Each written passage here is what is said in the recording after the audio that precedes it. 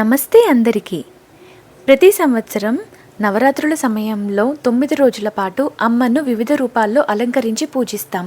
10వ రోజు విజయదశమి జరుపుకుంటాం. కానీ ప్రతి 8 లేదా 9 సంవత్సరాలకు ఒక్కసారి అమ్మ 11 రూపాల్లో మనకు దర్శనమిస్తుంది. 2016లో అమ్మవారిని మనం కాత్యాయని రూపంలో చూసాము. మళ్ళీ ఈ సంవత్సరం 11వ అలంకారం అయిన కాత్యాయని దేవిని దర్శించబోతున్నాము. ఈ రూపాన్ని మనం శౌర్యం, దుష్ట సంహార రూపంగా భావిస్తాము.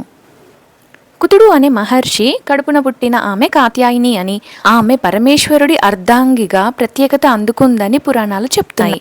భాగవతంలో గోపికలు నిర్మలమైన ప్రేమతో శ్రీకృష్ణుడే భర్తగా కావాలని కాత్యాయని వ్రతం చేశారు. అంటే గృహస్థ జీవితంలో మహిళకు ఉన్న ప్రాధాన్యాన్ని కాత్యాయని తెలియజేస్తుంది. బాధ్యత, ప్రవర్తన, ఓర్పు, నేర్పుల ఆధారంగా వైవాహిక జీవితాలు ఆధారపడి ఉంటాయి. ఈ ఓర్పు, నేర్పులన్నీ కాత్యాయని స్వరూపాలే.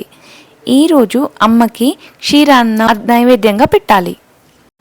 ధనుర్మాసంలో కాత్యాయని దేవి వ్రతం చేసుకుంటే మంచి భర్త వస్తాడని అందరి నమ్మకం.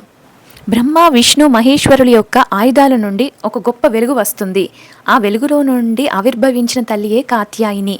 అంతే, ఏ మనిషి అయితే లౌకిక వ్యామోహాల వల్ల పీడింపబడతాడో, జీవుడి యొక్క ప్రయాణం ఈ లౌకిక విషయాల్లో చుట్టుముట్టాడుతూ ఆగిపోతుందో వాళ్ళని ముక్తి మార్గంలో నడిపించగలిగే శక్తియే కాత్యాయని.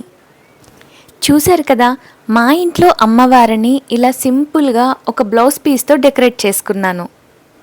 మీకు అమ్మవారి రూపాల వెనక ఉన్న కథలను తెలుసుకోవాలంటే నా ఛానల్లో లాంగ్ వీడియోస్ని చెక్ చేయండి. Like, share and subscribe my channel.